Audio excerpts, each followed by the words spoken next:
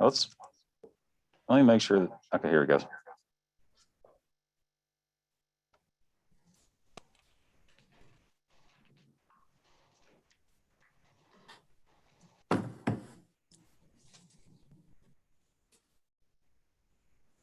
You ready?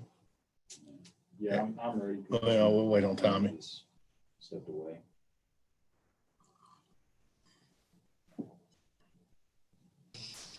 So like 11 would work, but if not, we do Thursday, Good morning. 11:30 or after. Good morning. Thank Good morning, you. Judge. Morning, Bonnie. All right, Chambers County Commissioner Court come to order. This is a regular meeting on Tuesday, 23rd day of March, 2021, 9:30 a.m. County Court, excuse me, on YouTube. I'm at the county courthouse. We're gonna. My plan is to see how this next month goes with the governor opening up Texas. And if things go well, then we'll try to get back in person the next month. So in May, get back to in-person courts. Everything goes good with the COVID cases.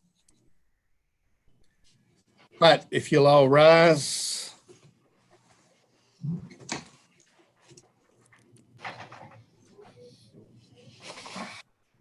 And join me in prayer. Gracious Heavenly Father, we thank you, Lord, for this day. We thank you for many blessings. Pray that you would guide us and direct us as we go through the business of Chambers County. We pray for those that, I know we had 2 JPs that are having health issues and all those others that are touched by the COVID and other things. Guide us and direct us in all that we do. In Jesus' name I pray, amen. Amen. Please.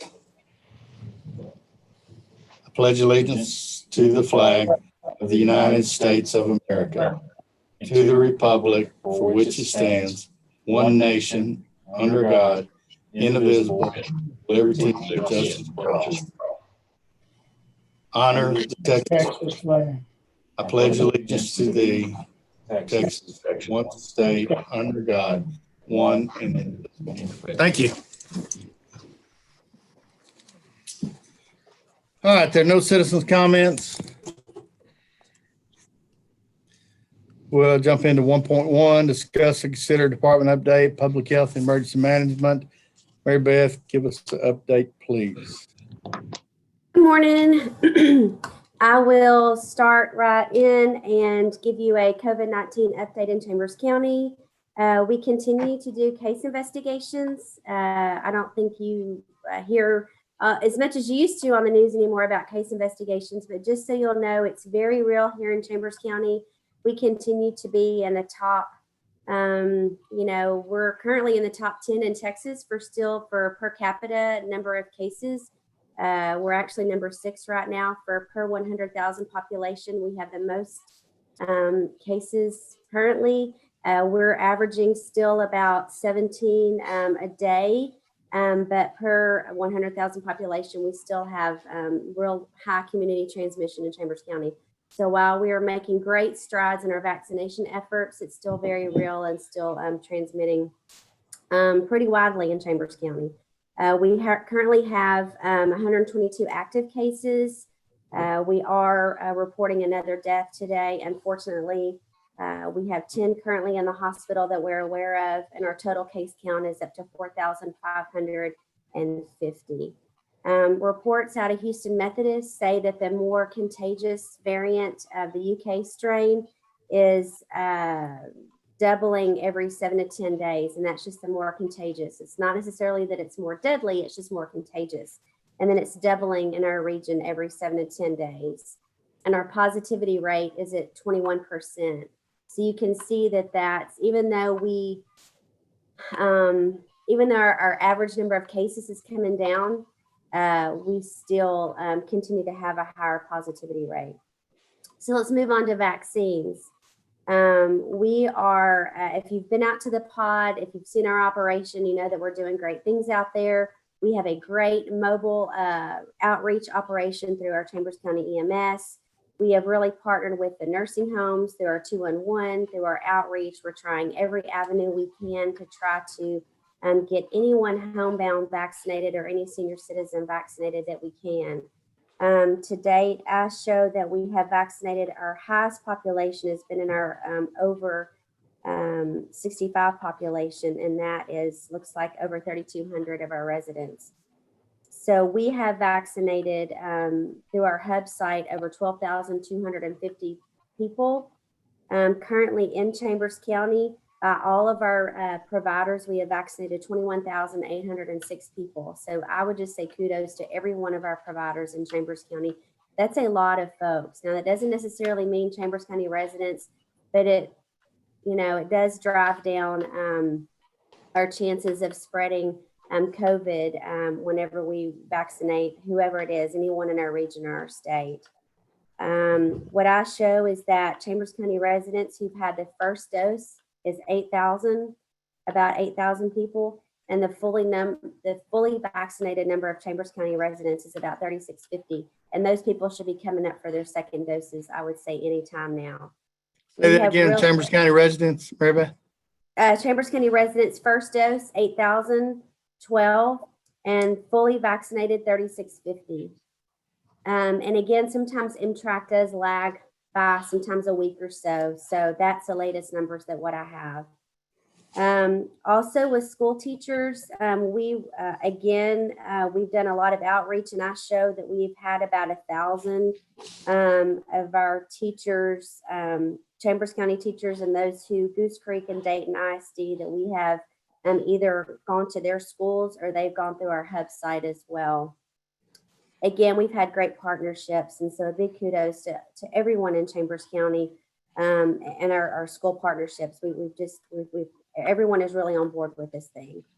Let me see what else I can do. Industry, we've reached out to a lot of industry. We did some one-on-one scheduling, and now those who weren't able to schedule one-on-one, now they have the link to directly register at our pod site. So another thing, just kind of moving forward quickly, just to let you know of what we're seeing statewide, is that we're having, I'm not going to say we're overly saturated, but vaccine is more readily available. And we have a hub site just to our west that's vaccinating 6,000 people a day at NRG. Galveston is vaccinating about 4,000 people a day, Fort Bend County. So vaccine is more readily available. And one of the things that we're finding is that we're having some no-shows and some people who were double booked at different vaccine sites, and we're happy for them, but it does, kind of shift the burden to us to kind of fill up our vaccine appointments. So what we're hopeful is that DSHS and or the president gives a directive to open up those vaccine appointments to 18 and older very quickly. We're working very closely with the local health authority, Dr. Brown, as well as our region. Since we are a hub site, we can't necessarily open ours up to 18 and older now, but we're hopeful that we can do that in the near future. If we see that our vaccine appointments aren't filling up a day or two before, we will open those appointments up, because we know other local healthcare providers are able to do that. And we've been told time and time again that vaccine should not sit on the shelf, and we won't let it sit on the shelf. We'll vaccinate. And Judge Sylvia is very aware of that. He's adamant about pushing vaccine out to it. I know that y'all are all supportive of that as well. So that's all I have. Well, I will say I appreciate the hard work from the Health Department, Emergency Management, EMS, and all the other departments, including mine and my staff, and the coordination effort that it's taken to get this done and make it work smooth has been really good. I appreciate Commissioner Hammond being on those Monday morning meetings with us. So thank you all, and thank you for the hard work you're doing. Yes, sir. Thank y'all. Mary Beth. Hey, hats off, Mary Beth, to your group, everybody that's been working hard. So truly appreciated. Thank y'all. I mean, I can tell you it is countywide, from the school districts to City of Mont Bellevue to Commissioner's Court to, the local healthcare providers, to the pharmacies, just to the general public. The support is overwhelming, and to want to push this vaccine out. It is just literally, it is a community county supported effort, and we couldn't do it without everyone, and a continued effort. anyone. Yeah, and all the departments in the county. Yes. And people have have moved from the regular jobs into working the pod sites, and it's really been a good team effort. Yes. Yeah, sir. I appreciate it, Mary Beth. I was by your little portable pod site this morning there in Wallafield at the fire department, and they were about booked up on the number of shots they had available out there, and it's running very smoothly. The one in Winnie the other day done amazing, and the EMS going out taking care of our homebound people. It's great. I appreciate the collective effort. Yes, sir. So the final thing, and I appreciate that. The final thing I'll close up on is that we want y'all to, anyone who has specific needs for homebound seniors or anyone who's homebound, they can email vaccine@chamberstx.gov. Also, Chambers County was chosen to be a Save the Seniors program, which is a FEMA program. We are currently meeting with TDM and Judge Sylvia, EMS, Public Health. We're meeting with them to identify that and do some door knocking in those some of those areas that may not be able to have technology or social media to actually go door to door and do some in-home vaccinations. And so, commissioners, if y'all have any ideas of those people areas, please just get with me, Kevin, EMS. We'll be happy to collaborate on that effort. So I'll keep you posted. I know it's we never dreamed we'd have this type of pandemic, but the fact that we created Chambers County EMS has gone a long way in fighting this pandemic. So kudos to you guys. Mm-hmm. All right. Thank y'all. Anything else for Mary Beth? All right. Thank you, Mary Beth. Thank y'all. Gonna let Darlo in. Austin.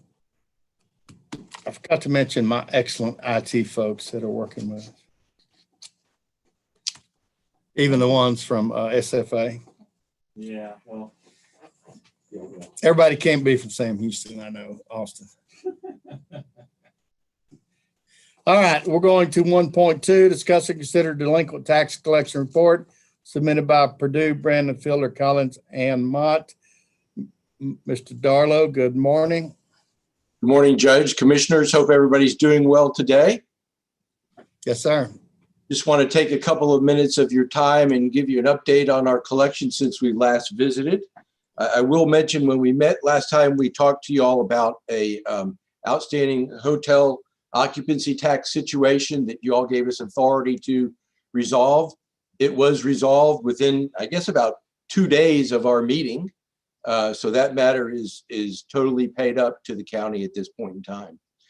With regard to our delinquent taxes, I've provided you with our standard pie charts and graphs.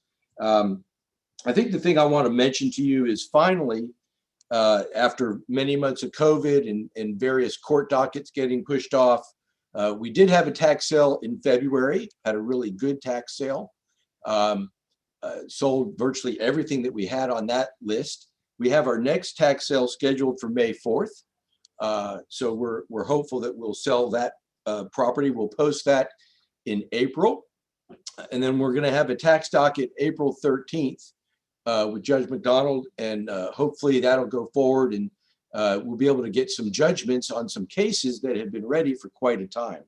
We have one particular case that's been outstanding that involves a lawyer. I know that shocks you to find that there's a lawyer that may owe delinquent taxes, but we've been working with him and trying to get some money, and we're hoping to take a judgment on that, and then hopefully he'll follow through on the commitments he's made to Otelia to pay, and if not, that'll be a future tax sale for us.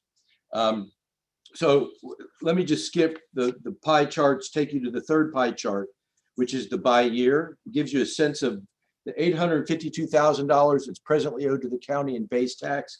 How is it broken down by year?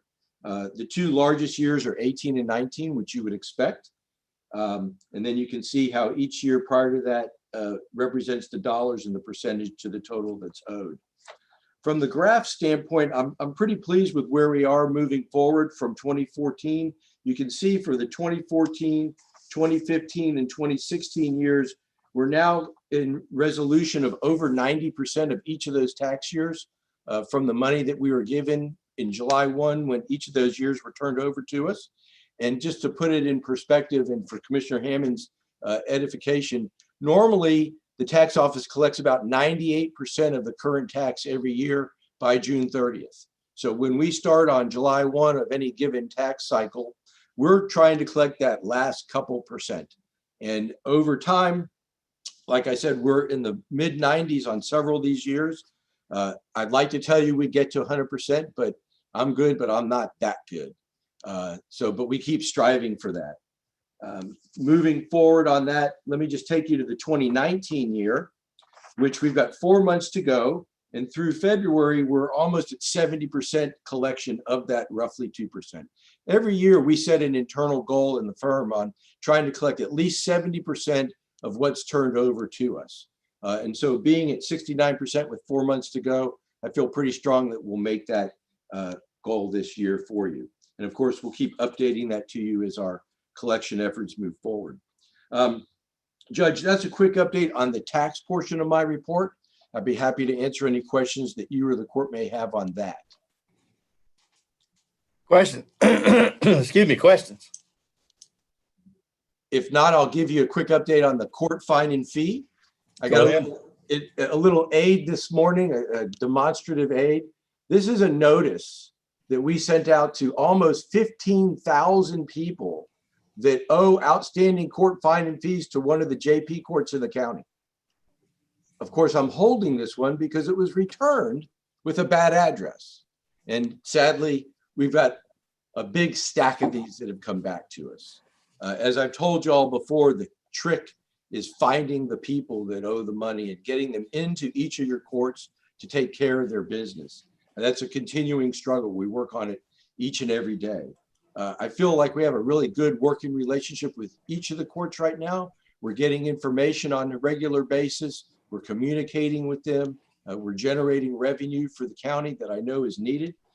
So I provided you a map, not a map, I'll get to the map in a second, just a summary report of where we are with each of the JP courts, how much money they turned over to us historically, how much we've collected in cash and non-cash, and how many addresses we've corrected, letters we've mailed, phone numbers we've corrected, and phone contacts we've had with people historically over the life of our contract. Again, I feel we're having good activity for you. And then I've given you the maps. And this month, or this report, I've given you Judge DeVenter and JP2. And I've given you 3 different maps showing you both by zip code, the top 10 accounts by zip code. So if you look at the first one, for example, in the 77514 zip code, we've got roughly $54,000 of outstanding accounts. It represents 88 accounts, 88 dockets that represent that money in that zip code. And then we've provided you also by bad address, by zip code, the dollars and the number of accounts in each of those categories. And you can see how they're spread over the area, the Gulf Coast area. And then finally, the one I still like the best, all accounts, the map of the United States, showing you coast to coast, east to west, north to south. They've made their way through Chambers County, in this case, JP2's precinct, gotten the ticket, haven't paid it, and we're on the hunt. Now, I know Commissioner Gore, you'd probably be willing to go with me to Las Vegas if it was necessary to go visit some of the people that owe. So we'll have to try to arrange that at a future date when it's safe to travel. Anyway, that's a quick update on our court fine and fee activity. I'd be happy to answer any questions again, Judge, that you or the court may have for us. So has the last year been, due to COVID, been worse? You know, it was definitely slow because there were many months that there was no activity. The courts really weren't open. They weren't generating the number of tickets that were being generated in the past. We're starting to see that open up. So I'm hopeful that 21 will get back to more volume of cases that are getting filed and then hopefully disposed of by the courts. Good. Questions for Mike?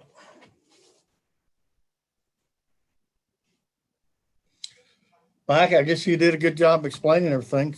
I don't see any questions. Thank you, Judge. Thank you, Commissioners. I look forward to seeing everybody in person in the near future. All right, Keep up the thank good you. work. Thank you all you. very much. We Have a appreciate great all you do. morning. Thank you. Take Bye-bye. care. Okay, I need a motion to accept the delinquent tax collection report from Purdue. I'll make a motion. Second, By Judge. Commissioner Hammond, second by Commissioner Gore. Any other questions? Hear none, those in favor? Aye. Motion carries. Going back to in-person court, I'm thinking if we get to go in May, we still YouTube it, so people can watch it just like they are now. And we're going to, we have a small courtroom, so we'll have to limit the number of folks that are in there so we can still safely social distance. But I'm really hoping we can get back to that in May. All right, 1.3, discuss and consider resolution supporting HB 946 and SB 441 to protect the safety of not only the young people of Chambers County, but also young Texans. Commissioner Gore. Yes, sir. And I saw these come across, and it's kind of surprised me that we didn't have anything to protect them, arrested sex offenders, for being close to these facilities. So, I mean, I asked for this to put on there to show support so we can be able to have the authority to do it in unincorporated areas. But I'll read the resolution. Whereas the state of Texas currently has no laws or regulation which allow county governments to establish child safety zones which restrict residents or arrested sex offenders adjacent to schools, parks, and child care facilities. And whereas Representative Burns has presented House Bill 946 and Senator Hughes has presented Senate Bill 441, both of which allow Commissioners Court to order to restrict a registered sex offender from going in on or within a specific distance of a child safety zone in an unincorporated area of the county to their respective Chambers County Chambers of Texas Congress. And whereas the members of the Chambers County Commissioners Court are dedicated to the safety and protection of the children of Chambers County, and whereas the members of the Chambers County Commissioner Court recognize the need for allowing the restriction of residents near child safety zones. Now, therefore, be it resolved that the members of the County Commissioners Court support HB 946 and Senate Bill 441 and call on the members of the Texas Congress to approve these bills to protect the safety of not only the young people of Chambers County, but all the young Texans. Approved.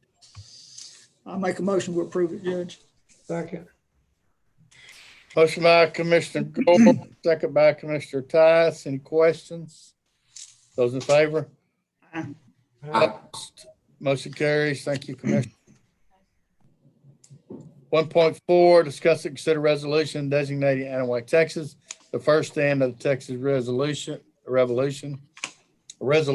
revolution. Commissioner Tice, you want to read that resolution? Sure, Judge, let me scroll down to it. And that came from Cheryl Shaw, head of Historical Commission. And No, she's in the waiting room. so, yeah, bring Cheryl in. Sorry, I didn't know she was in there.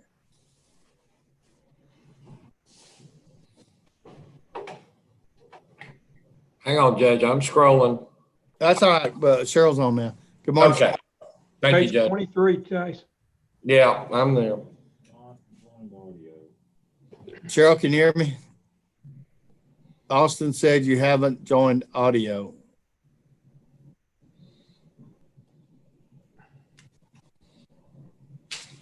Yeah, that's it. Can you hear me, Cheryl? Shake your head up now. Or I guess you can't.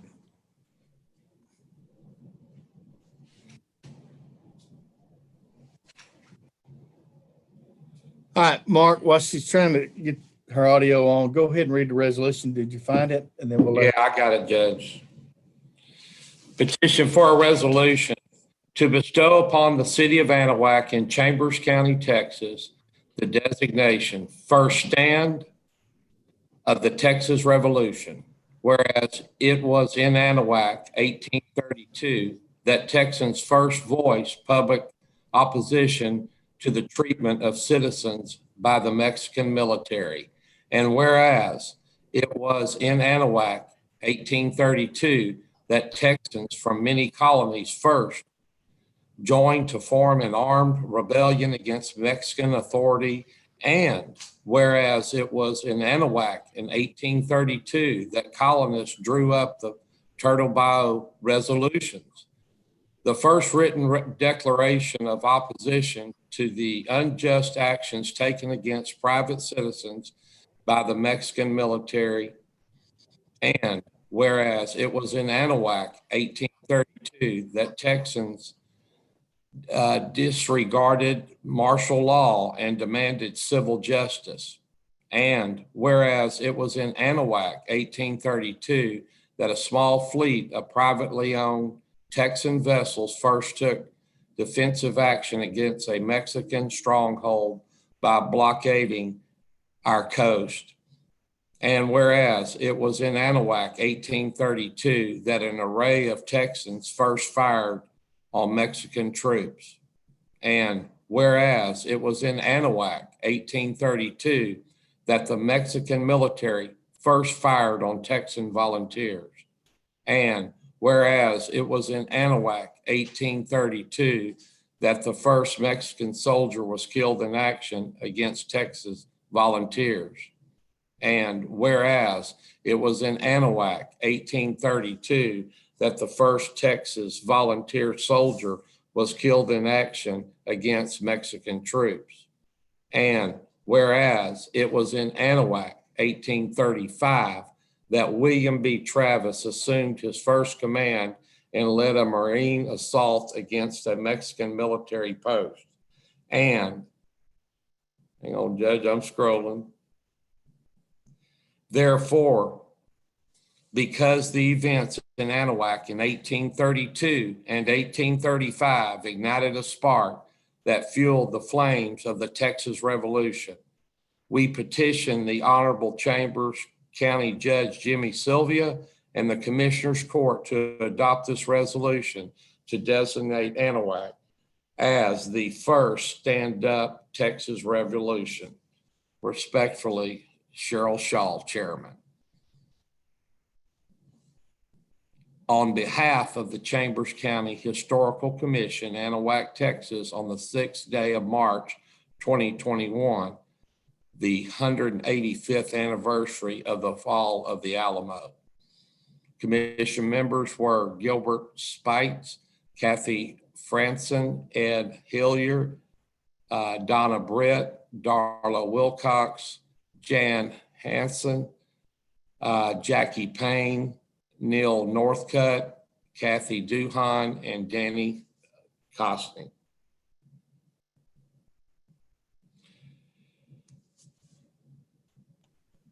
That's it, Your Honor. Judge? Motion by Commissioner Tice. Sorry, I was muted. Yes. Second by Second. Commissioner Hammond. Thank you, Mark. Cheryl, I don't guess we can hear, she can hear me or we can hear her. She's got a letter in your packet though. Basically it states what the letters, what the resolution says. Cheryl, no, I tried to call her, couldn't get her either. So got a motion and a second. Those in favor? Aye. Aye. Opposed? Motion carries. Thank you, Cheryl Shaw, if you can hear me. Okay, and they are having a, do you have the information on that one? The 17th of April. She wrote, thank you. Okay. The 17th of April, there will be a ceremony. Do you have information on it, where it is? You sent it or you'll send it? Fort Anahuac Park, what time, Mayor? I think it's 10:30 is the statue ceremony. It's statue ceremony at Fort Anahuac Park at 10:30 on Saturday, April 17th. Thank you. All right, 1.5, discuss and consider purchase of 2013 Champion mobile home at the Chambers County Golf Course for security housing. We currently have a Deputy Dan Houghton. Deputy Dan's in the mobile home. He's retiring. and it's his mobile home.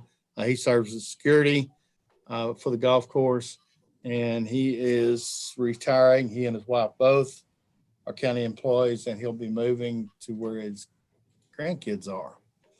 So he would like to sell his mobile home, and since it is set up on the golf course, I think it's a really good purchase for the county. We'll move another deputy in there for security. He's done several things to it, porches on the front and back, and paid. He paid like $52.40. He's asking $30. It's a 2013 model, and a 2013 model Champion, 16 by 80, and the value of it's quite a bit more than $30,000 he's asking. I've been out there and looked, Judge. I mean, some of the rooms have not even been lived in. Good purchase for the county. Yeah, I mean, I'll make a motion. We go ahead and approve it. I'll second that. Judge. Motion by Commissioner Gore, second by Commissioner Tyson. Questions? Hearing none, those in favor? Aye. Opposed? Motion carries. Thank you very much. Under financial 2.1, discuss and consider auditor's report, Commissioner Precinct 3, solid waste permits. Is anybody on from auditing, Austin, or? Unless there's somebody on here that looks like 2,400, so I mean, that could be anything. Okay. Well, the report's in your packet. Victoria. Yeah, Victoria's on here. Commissioner Hammond, anything you want to say about? No, sir. I went through it and there's just little minor typos, really, the only thing they found. So no discrepancies, no infractions. So, and for the entire year, $10 over what the books should show. So they did That's a good. job going through everything we went through. So Good. You know, Judge, I'd like to point out, Go ahead, Commissioner. you know, one thing that Tony pointed out on this, or the auditor's office, is the lack of having countywide standards. I think Right, that is I saw something that. we need to look into, because every office does them a little bit different. And I think it would be nice if we all were on the same page and try to get some standards for how we do this. So who's doing it the best so we can model that with other commissioners? Precinct 3. Depends on who you asked. Precinct 3, Tommy said it. Yeah, Tommy's doing a good job. Hey, I've actually already talked to Eddie and Debbie over there, and they want to set up a little workshop and revise the form so that everybody has the exact same form and we have all the information we need on there. So they should be coming shortly. So Why don't you and Billy, if you don't mind, work with Eddie and try to standardize it, and we'll share it with other commissioners. yeah, we want to get one form for everybody in the county to use, and that way everything looks the same and got some uniformity. Good. All right. Motion by Commissioner Hammond, Second. second by Commissioner Combs. Any other questions? Those in favor? Aye. Opposed? Motion carries. Thank the auditor's office for that report. Specifically, Ashley. All right, Road and Bridge 3.1, discuss and consider setting a public hearing on Tuesday, April 27th, 2021 at 10 a.m. for the renaming of Old Needle Point Road east of SH 146 to Chambers Parkway. Billy. Yes, sir. Judge, we have Needle Point Road and Old Needle Point Road crisscrossing each other. And there's also a portion of Old Needle Point Road that runs west of Highway 146. It's actually in the city of Baytown. And then there's another portion of Old Needle Point Road that's on the other side of the bayou in Harris County. So in order to minimize confusion a little bit and try to prepare for our new road expansion that we're looking to take Old Needle Point Road over to 99 and then on over to 3180 in the future. Corey and I have discussed this a few times, and we feel that we would probably be better if we renamed that road and to do it now before it starts getting a lot of development on it. And I ask around just a little bit, some of the old timers, is there anybody that would be upset because we changed the name? Of course, that's the reason for the public hearing. I couldn't find anything, or nobody seemed to know why it was named Old Needle Point to start with. So I don't either, but that's what we're going to do, set a public hearing. And of course, we'll have to send notices out to all the residents. There's only a Sure. few residents that actually live on this portion of the road. I'm thinking maybe 3 or 4. So not going to be a whole lot, but if we try to do it at a later date after it gets developed, it would be a much harder task to do. yeah, I agree. All right, I got a motion by Commissioner Combs, set a public hearing. Second. Second by Commissioner Tice. Any other questions, comments? Those in favor? Aye. Motion carries. 3.2, discuss, consider setting a public hearing on Tuesday, April 13th, 2021 at 10 a.m. for the abandonment vacating of county right-of-way being the westerly portion of Fisher Road. Yes. Judge, that would be the portion of Fisher Road that basically has been abandoned for some time, but I guess we just never officially abandoned it. It's the portion of Fisher Road that was cut off when Highway 99 was put in, and it's been replaced by the Cedarport Parkway that connects to Fisher Road. So that little strip that was, well, it's been abandoned for some time, but we just want to officially do it right now. So we're going to abandon it and then swap property with CCID 1. Is that correct? There is a proposal in that they would like to purchase that property or exchange that property to the county for some much needed land right adjacent to the Beach City Community Building and Fire Department. So, you know, if we abandon this, we would trade it for an equal value of land around the Beach City community. Equal or more value, correct? It has to be at a minimum equal value. Yeah. Or more value. All right, motion by Commissioner Combs, Yes. Second. second by Commissioner Hammond, set a public hearing for the abandonment of the westerly portion of Fisher Road. Other questions, comments, those in favor? Aye. Opposed, motion carries. 3.3, discuss, consider FM 1409 update. Corey, I'll let you sit down here.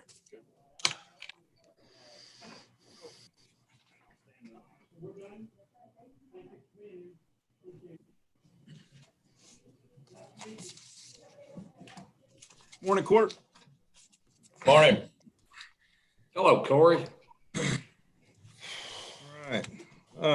Okay, so great update this morning. First off, for the new project, we've gotten approval from TxDOT on our design for the bridge to move forward. It went through the federal government, FHWA. They've bought off on the design exception that we've been trying to work through since October. Federal Highway Administration. Anyway, we're ready to move forward. They've given us permission to bid the job. Final detail is hammering out the the language for the advertisement, which essentially is going to be the same as what we did back summer before last on the roadway portion.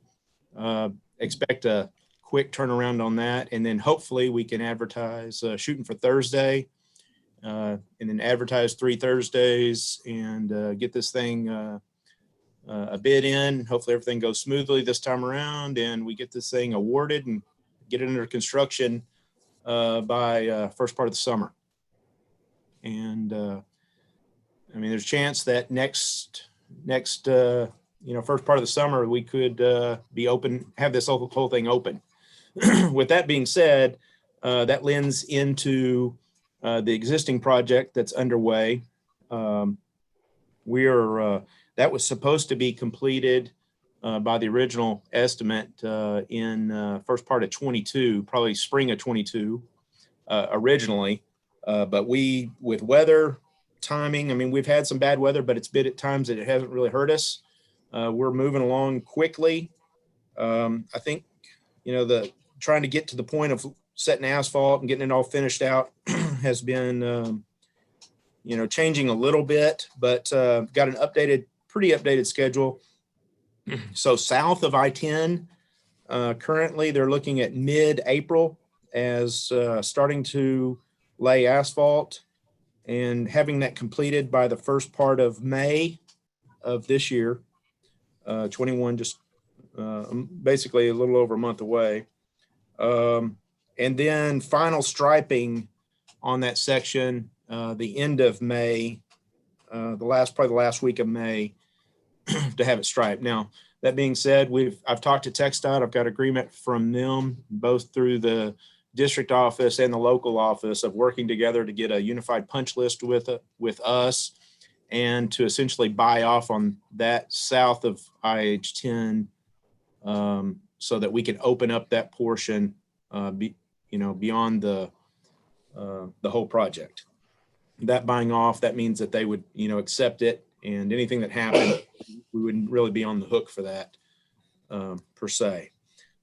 Okay, then the north section, we're looking at, right now, they're looking at the base asphalt being the last part of June, the surface being through mid-July, and they're looking at the whole completed project being done essentially the first week of August. Of course, this is, dependent on weather and everything else. But that's a schedule right now. And so essentially, it depends on the punch list and how ugly they are and how much, things we find, but the job's looking really good. It's on budget, essentially. I mean, we haven't had many required change orders of any size. We've got a few things that we've got to work out with some dirt quantities and different things like that. But really, it's been a pretty clean job, and we're working really well. So anyway, any questions from y'all? Hey, Corey, Yes, sir. do we start getting reimbursed when the job is complete, bridge and everything? Or how does that work? Yeah, so our agreement is that we would actually, it's great timing. I mean, we anticipated being done next year, and then the way we wrote the amendment to the contract with TxDOT, we would do traffic counts in September of each year once school is in. We don't want to do them in summer. We're reimbursed based on the amount of traffic that's utilizing the roadway. And so as the more traffic we can get on it, the quicker we're going to get our money back from TxDOT. So it's in our best interest to do that. The first couple of weeks of school there in the first part of September, traffic's normally the highest in those time periods. So we get that, and that would generate, I forget what the rate is for our reimbursement, so many cents per vehicle, but yes, we would start getting reimbursed pretty quickly. Corey, we explained to Tommy the concept for faster tow. Right. Well, I didn't really want to get into it just because people get confused by it. But yeah, so the TxDOT terminology is called pass-through tolling.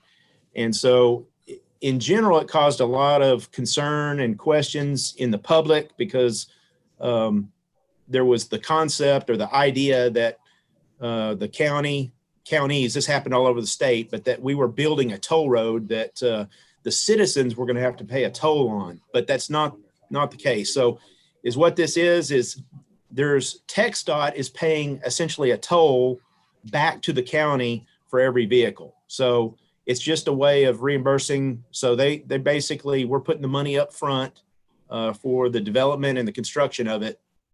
And then the state, TxDOT, reimburses the county back for actual vehicles using it, which is essentially the toll. And there's a rate that's associated with it, like a toll road, but there's no toll gantries, nothing like that. It's just they do traffic counts, once per year, and then they basically predict that out over the time frame. Is this the rate? Yeah. 0.25 cents per vehicle. So thank you, Aaron. So obviously, the bridge is important because it's going to make it more usable. That'll put more vehicles on it. That gets us reimbursed quicker. The more that we can, make this a popular roadway, the quicker the taxpayers of the county are going to get reimbursed for the expense of this roadway. So actually, we're building TxDOT a road, and they're reimbursing us for the construction portion of that road we're building it. That's correct. Did y'all hear that? How long is the payout, Corey? Did we ever get a final time on that? Is it how many years? I think it was 15 years. Yeah, I believe it's 15 is what I think as well. Yeah, it's up to I think we agreed to an amount a year. Okay. Yeah, I don't have the contract with Aaron, me. come in. No, Hang on a second. Aaron's going to come in here. I think he's got the What'd you numbers. say? The max is 2.2 million per year and the minimum's 1.1 per year. Oh, is that on here? Yeah. Yeah, right there. 2.2. Oh, I didn't see. Okay. 1.1. Oh, I see. He's got on the spreadsheet. All right. He brought a spreadsheet. I didn't So, see it. and Okay. the plan is to use those funds for more road projects in the county. Right. So Now, we it's, don't have to. We can use them where it's needed for infrastructure, but I mean, it makes sense to use them for road projects. right. And we need roads. Yeah, it's as the county's growing. I mean, there's gonna be more and more need there for certain. You definitely don't want to get behind it. So that continues on until we get fully reimbursed. Well, there's a maximum of 20 total reimbursement amount, $22,145,861. So that's the construction amount. Yeah, that's just a construction. And so, go ahead, Judge. The engineering and whatever else we had to put in it was all Right away, utilities the county. is all, yes. And so there's a lot of unreimbursed dollars there. I And think the CO was originally 30 million, wasn't it, Aaron? Or I was thinking 35. 35? I was thinking 30, but they're bad. It's a big chunk, but anyway, and then, yeah, I mean, so just, Tommy, we are already exceeding, by the time that we bid this bridge out, we're going to be exceeding what we anticipate just on the construction side alone with what can be reimbursed. So we're not going to get our total investment back, but we're getting a big portion of it, and it'll really be a big benefit to the citizens. So Yeah, I want to share some of them numbers with them so that they know, kind of have an idea of. yeah, I was prepared to give those numbers, and I can get you the contract and all of that information to be able to share all that stuff. Cool. Hey, Judge, I mean, roughly, how many acres is this opening up though for development? I mean, it's opening up a ton of development, isn't it? It is, right. I suppose they could have gotten there in other areas, in other ways, but this definitely, like the Lanai subdivision that's been so strapped with only one entrance and exit off of the frontage road. And you've had several emergency situations that's basically block them in where they can't either get in or out because of the traffic and situations along IH-10. You've got, other situations up to the north, and this is really going to provide, a great option for emergencies and, as well as just making available land more convenient for access. Yeah, and it's the commercial land that it's going to open up. Yes, right. On actual roadway itself. Yeah, There's already subdivisions going in off 1409. Right. And a school. That's true. Yeah. So really can't come quick enough, as y'all know. Aaron just sent out the reimbursement schedule if you wanted to pull it up and look at it. And Will you send all them the we're on schedule? the subject, and you're in the hot seat. You can get the north side. Bomb change order that you've got, because it goes hand in hand with this, right? Right. So the change order that is on the, can I talk about that now? That's on the agenda? Yeah. Yeah, it's on the, Let me. Dannenbaum? it's on the consent. All right, go ahead. Yeah, go ahead. I mean, it's on the Okay. agenda. Okay. Just refer to the number you're talking to. Hang on a second. So let me pull that up real And I quick. think while you're looking at that, I think It's number 34. Yeah, 1934. 1934. we need to push as hard as we can to get the north section open up by the time school starts. I understand that. Yeah, I was looking at that date. It's going to be critical. I was thinking about that when I was preparing to give the update and looking at August. Definitely, we've got to get that opened up. So the details around the change order for the changing over to concrete was not an error in the plans. It was a requested change essentially by me, approved by the court in doing so. So Dannenbaum is on the hook for, anything that's an error in the plans, but this is something that's a requested change. So essentially it comes with additional engineering services that's required. And so the price that he sent was the $28,400 under item 34 for Dannenbaum. And he's got a little, small breakdown on that. Anyway, that's where it's at. So that's his request, submitting that to the court. So we can either do that as part of the total consent package, but however you want to do it. Yeah. All right, other questions? While Corey's there, if you got other questions, Corey, or anything else on the agenda you need to. I got a bunch of items on there. You need to explain or? Yeah. Hey, Corey. Yeah. Number 38. Go ahead and read it, Corey. Okay, so 38 is approve a change to subdivision takeover process that requires a bond of 25% of the bid cost for roads and drainage elements of the subdivision. So we've had several issues over the last, even over the last 2 years that I've been here. And then recently we had another issue with the sheriff's department. And so, and just to describe the issue with the sheriff's department is, suppose that, say you're in the Walmart parking lot or something like that, and you have an accident, you call the sheriff's department out there, you want them to, write a ticket. Well, they can write an incident report, but they can't actually write a ticket because it's not a public, it's a private road. It's not a public road. And so the same thing, the way that we're doing the subdivisions now, we're trying to make sure that the warranty is there. And we have an option to where we could take it over immediately with a 50% bond. But really our preference was to wait out the 2 years and 50% build out of the home so that we really know it's good. But, we have seen an issue twofold, like what I just mentioned with Sheriff's Department. They can't really enforce that, write tickets. They can't do what really needs to be done on their side. And then secondly, is what we've seen is the developers, of the communities are handing over the ownership of the subdivision to an HOA before a final inspection's done at the end. And then the HOA says, hey, look, we've got some problems out there. We need Road and Bridge to come fix this and this and this and this. And we were like, well, these are not, we haven't taken these over yet. So the official process is that the county engineer, Road and Bridge, goes out and does a final inspection after the 2-year period.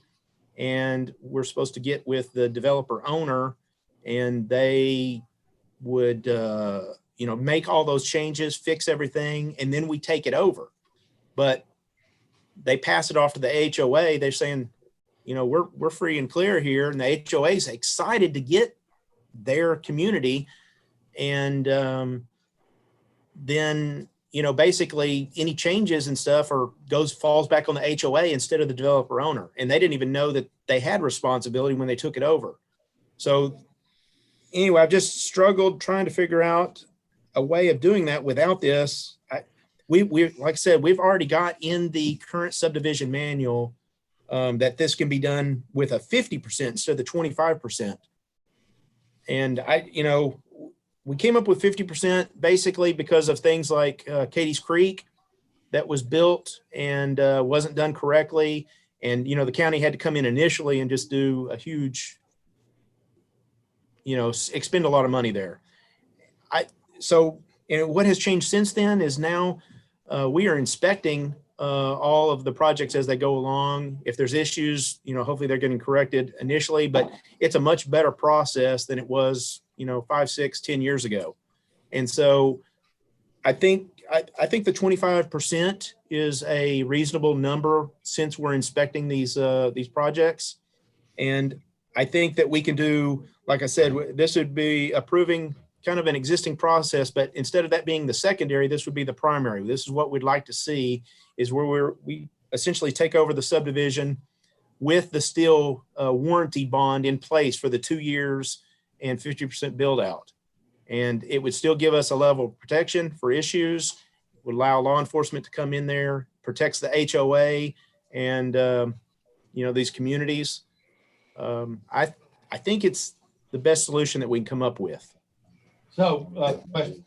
So on completion of the road and the drainage structures, then we would take it over and they would have to put up that bond. Is that what triggers them putting up the bond? So and once us taking it over, so once they're done with construction and we've at the end of the construction of the roads and drainage elements, before they start building houses, that's when it would take effect. Yes.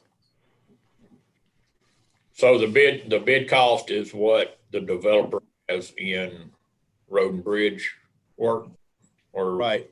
And I've been doing a lot of calculations for these projects that we're looking at, and you know, for the elements that we're talking about, I mean, basically, it's $160 a foot is what we're doing on projects.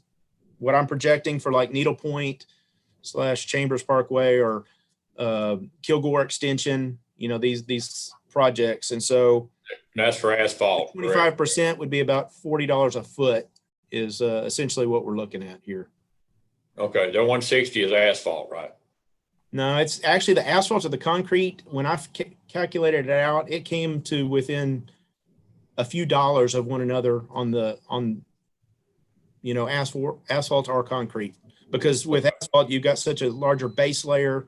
You get layers of asphalt, just the way that it has to be done. It comes out pretty darn close to one another. Okay, I thought the concrete was around 190. Not what I calculate. So I've used the projects that have been done over the last 2 years, and I'm getting it. Might be in Mont Belvieu, it might be a little bit higher, but that's what I came up with. Okay. Well, I want to clarify numbers. Thank you, Corey. I just want to clarify now. We would be asking for this 25% bond to be put up, and we're calling it for 2 years. But basically, our subdivision ordinance say for 2 years or 50% build out of all the homes. So that actually it's 2 years place until that criteria is met. Right. So actually it's 2 years and 50% build out. Yeah. So it's a minimum of 2 years with, normally we're going to have 50% build out, but if it just happens to be a slow subdivision or whatever that's had no traffic on it, that would go annual, a year by year until we got the 50%. But it would have to be updated at the end of 2 years. Either in the release inspection or we extend it. Okay. The release would be a partial. We would do a partial acceptance, and then it would, the bond would stay in place until final acceptance, correct? Correct.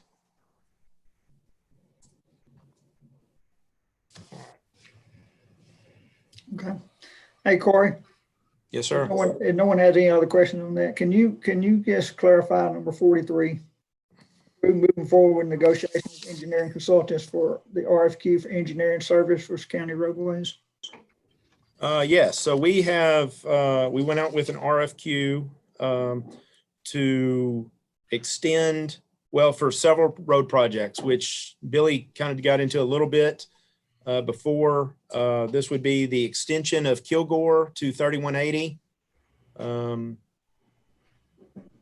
Potential maybe some widening of that as well. It would be an extension of existing old Needle Point, at least to 99, and at least, establishing the thoroughfare route over to 3180. This would be determining route and potentially some project for EW4 / Johnny G. Jennings Drive, crossing 99 between 1405 and 2354, and potentially what we're calling a frontage road of 99 on the east side of 99 from CCID 1 area up to at least EW4, maybe up to 565, but somehow trying to separate, give an option for industry trucks, sand pit trucks, and all that to utilize a route that's separate from 2354, 3180 for safety purposes. Okay. It's a pretty extensive project and everything. And I have, we went through those selection process. We had the RFQ, we did a short list. Last week, we did interviews of our top 3 firms. And of that, I have I'm going to make a recommendation to move forward with Friesen Nichols for the northern projects of Needle Point and Kilgore, and TNP for the southern projects that would include the frontage roads and the EW4 Johnny G. Jennings Drive projects. And that would be for negotiations. Obviously, we're choosing based on qualifications. Billy was a part of that process. Excellent presentations. I think, and actually I've got, just some options. I think y'all will be pleased with if we can complete negotiations to a satisfactory finding for the county. I think the services that we're going to get, I think both of these, being able to have roadway projects to a point of moving forward with some, construction on the northern projects and, giving y'all something to look at and with an idea of maybe going to construction on the south stuff within 10 months. And so they were very aggressive. They had a great presentation of the issues that were associated with what they expected, great answers on how to do it, great responses on how that they would communicate to the court and to my office on regular updates monthly, some weekly, email blasts, which we could forward on to y'all or have y'all on those. In addition, like TNP has a server where they could give us access and you can go in there anytime and pull up and see, essentially what they're working on. So just great. So that's my recommendation on when we get to that item. Thank you, sir. Okay. What else you got? Corey, did you pull number 30? The mayor report? I did pull well, yes, I actually haven't talked to Lauren, but I'm pulling number 30, correct.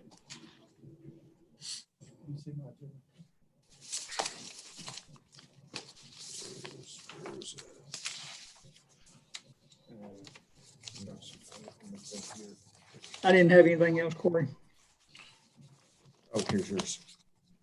The only thing, I did have one thing. So on the concrete parking lot for the Wing Fire Station, there's not any numbers there. Oh, right. I got that confirmed last night. And so, yes, good question. That is something else. So the original bid that started this was from HK Concrete, which has done our existing stuff, and they were at $30,860. J&J Construction out of Groves has provided a second price of $18,059.18. That's a pretty significant savings. Talk to them. I think both companies are under the same understanding. There's going to be a little bit of question on when we dig that out. Since it's not exactly 6 inches, it's going to be a little bit difficult. But both of them are basically on the same understanding.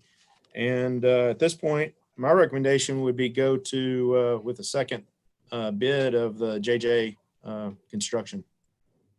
What number are you on? Corey? That is on, did you mention? 1941. 41. Yes, so this is for a rebuild of the Winnie Fire Station parking lot. It's concrete. They're having issues with the large fire truck rutting up the paving. Had issues for a couple years now. So And that amount was 18. this is So 40% less is a little bit scary. It really is. Yeah. JJD Construction. I'm sorry. So, you got a good feeling about them, Corey? I don't know them personally, but I wouldn't say that our existing contract's been easy by any I'm means. just And that's wondering. If they're 40% cheaper, but if we get 50% worth change orders, then you know what I mean? It just, I don't know. Seems hard for them to be that much cheaper. I understand. But that's your recommendation. That is my recommendation, but I mean, Okay. we can go back and, I can bring them in, at the next court, or y'all can go a different route right now. Just whatever, I mean, if he was apples to apples, and he understands what Yeah. we can just hold his feet to the fire. And Yeah, we'll Yeah. give them a chance, see what they can do. I wasn't out there for either of the walks on the project. Brad and Tyler were out there, and so. But my understanding in phone conversations is that they understand what they're getting into. And like I said, there might be a little bit of a change order based on, I think they were looking at doing that with a skid steer taken out immediately. I think at a minimum, it's a grade all. And so they talked to me, there might, just on the difficulty, it might be a little bit of, just the cost and the difference of that, but you're not talking about that much. They understood the drawings. So I think we're, like I said, the current process with our current contractor, they were supposed to be done in, I think, October, November, and they just finished up this last weekend. So that hasn't exactly been easy. Okay. thank you, Corey. All right. Thanks, Corey. Nothing else for Corey? Okay. All right. Hand it back up. Thank y'all.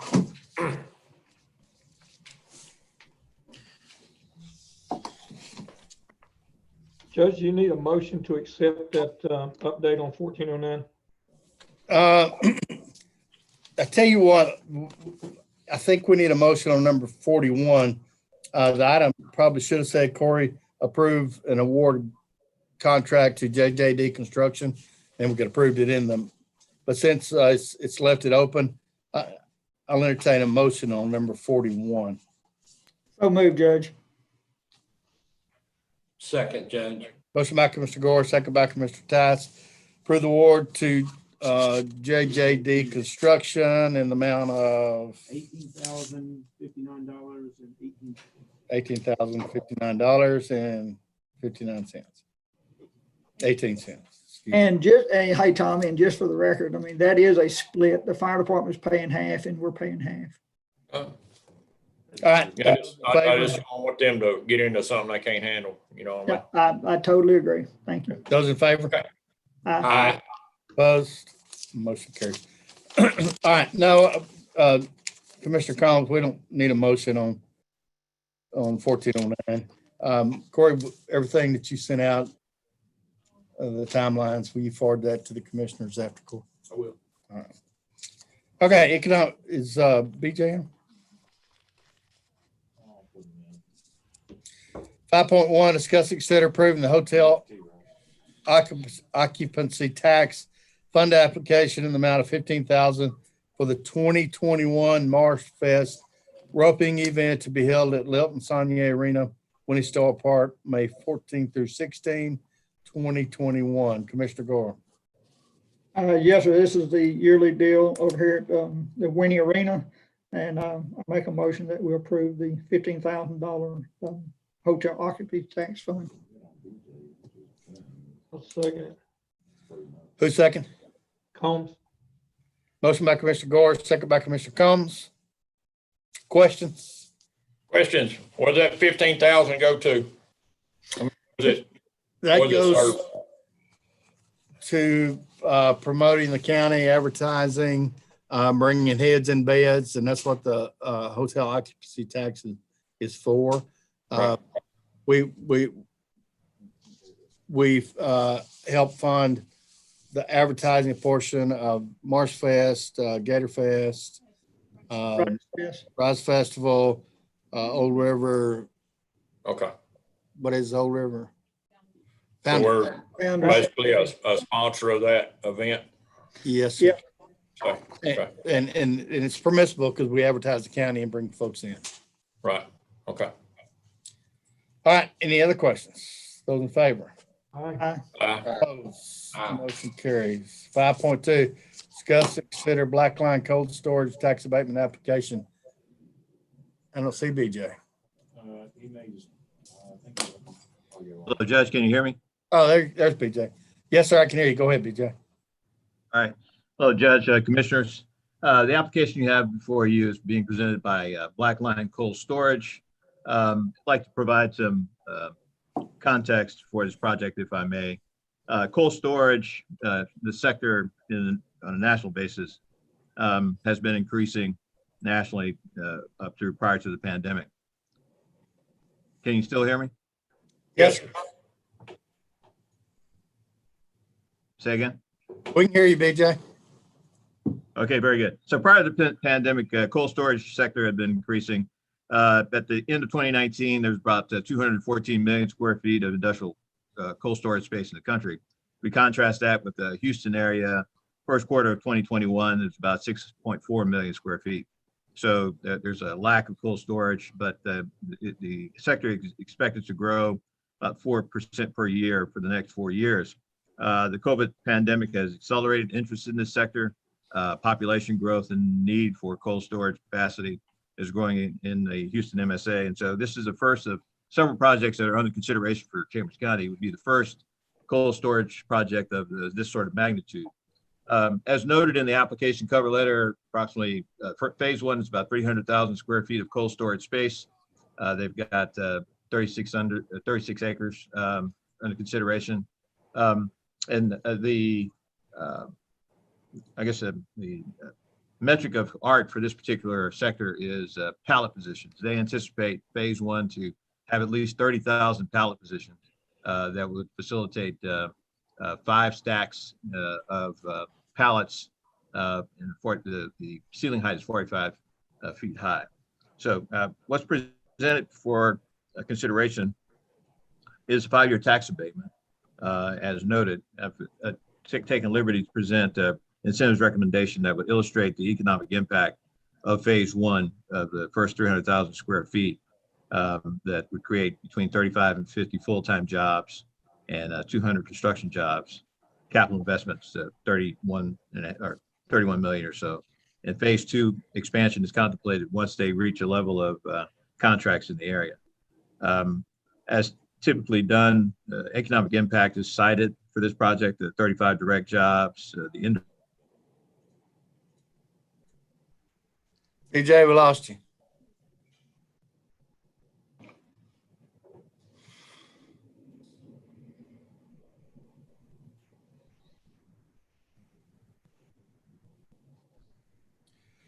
Okay. Well, BJ shows to be muted. BJ, can you unmute? There you go. I'm sorry, Judge, but Comcast is really, I'm sorry. Go ahead. All right, very good. So what's presented and recommended is the court accept the application for review and approve the application actually for consideration for a 5-year tax abatement.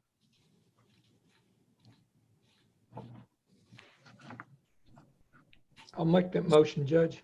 Our motion by Commissioner Combs, I'll second, Judge. second by Commissioner Tice. Now, are there any questions? Is this going to be, Oh, go ahead, Go ahead, Commissioner Combs. I'm sorry. yeah, I just wanted to make sure this is actually, will be the first cold storage we've got in Chambers County.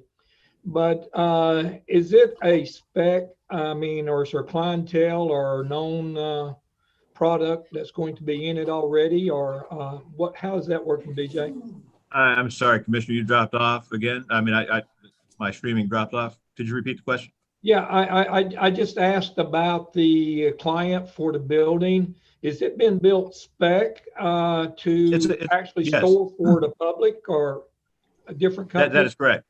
Yeah, it's a spec cold storage. The Blackline Cold Storage is the client. It is being built by a company called Tillman. So that it's a speculative development with initial customer in hand. They have one customer in hand, but it is a build to suit spec.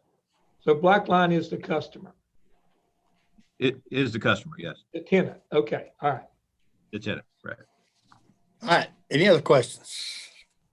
Here It now. looks like just one, their project value looked like it decreases over time. Yes, yeah, that is unique to this sector because of cold storage and the type of equipment that's needed and the chemicals that are used to facilitate the freezing and particularly the blast freezing.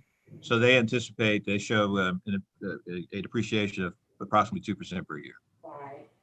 As compared to other types of operations because the equipment, there's a certain obsolescence associated with this technology. So as the technology continues to change, the value decreases. Yes, ma'am. Okay. All right. Any other questions? I can put Ken there. Hearing none. Those in favor? Opposed? Motion carries. 5.3, discuss and consider Talk USA Incorporated, Chapter 381 proposal. BJ. Thank you, Judge and Commissioners. Most of you, if not all of you, are familiar with Talca. Talca was a company that is managing the logistics operations of the ExxonMobil Mount Bellevue facility. Back in 2018, they presented a request for a tax abatement to both the city of Mount Bellevue and Chambers County. Both were approved at that time for a facility that was contemplated on Langston Road. They did not pursue or execute the property tax abatement that had been approved by the county and or the city. Since that time, they've moved forward with normalizing and rationalizing their operations over Mount Bellevue and are going forward with an expansion that would include a facility that would facilitate their transportation hub, repair workshop, and serve as their headquarters and administrative office on Langston Drive. What they've requested is abatement or consideration for abatement for the facility and or the equipment, moving equipment, trucks, trailers, and forklifts. And they've done so consistent with what the county had previously asked them to present under Chapter 381. However, it's an understanding that the idea that the value that would be abatable is the facilities per policy as compared to what would be abatable for moving equipment, which would be a precedent-setting activity if in fact the county undertook that. So what is contemplated is that the county would accept this application as a traditional Chapter 312 tax abatement for consideration for the facility and abatable material. We have, I think Eric Geisler is online. Eric is a consultant that has worked with Talca from the beginning, and if he wants to add anything for context, he's be willing to do that.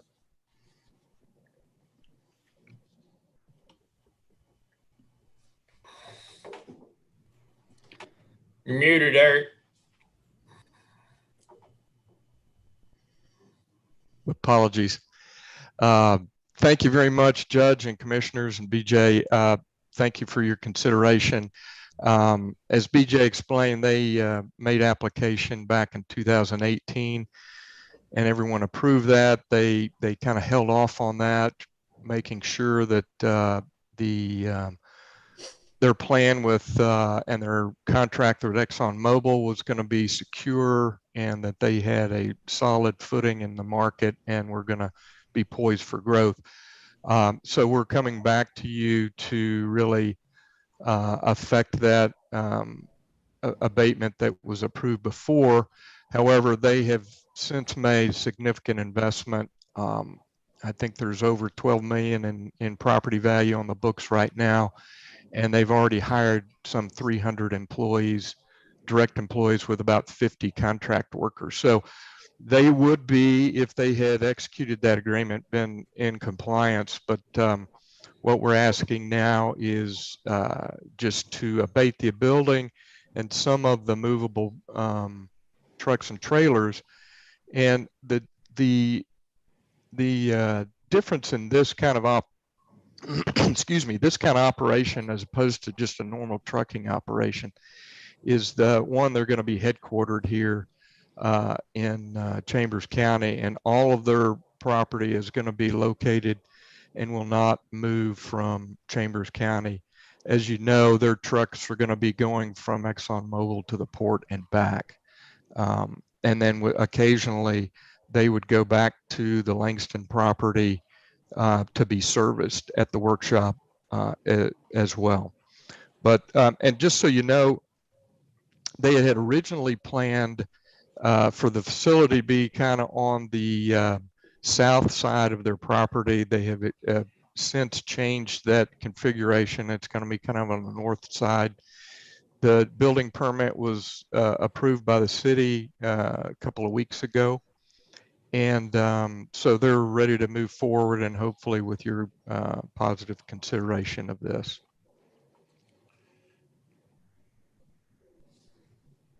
Oh, you're muted.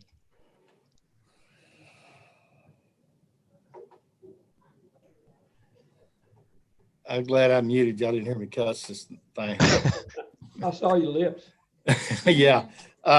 Did you request a 380 agreement from Mount Bellevue for tax abatement? Yeah, whatever. I think they had kind of a hybrid agreement last time where they did a 380, but they referenced 312, and so that they would have a reinvestment zone with meets and bounds and a survey of the property that's going to be within the property that is going to be abated. And they approved an abatement. They did last time, which was not executed. They had planned on doing that yesterday, the new abatement, but their attorney kind of got chapter 312 and 380 mixed up with the chapter 311, and he was a little confused and thought that they had to create a board and some financial plan for the reinvestment zone.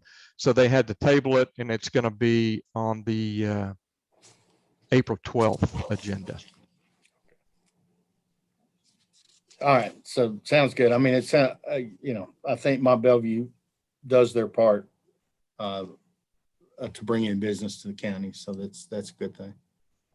Yes, sir. How about the moving equipment that BJ referenced? We don't typically do that.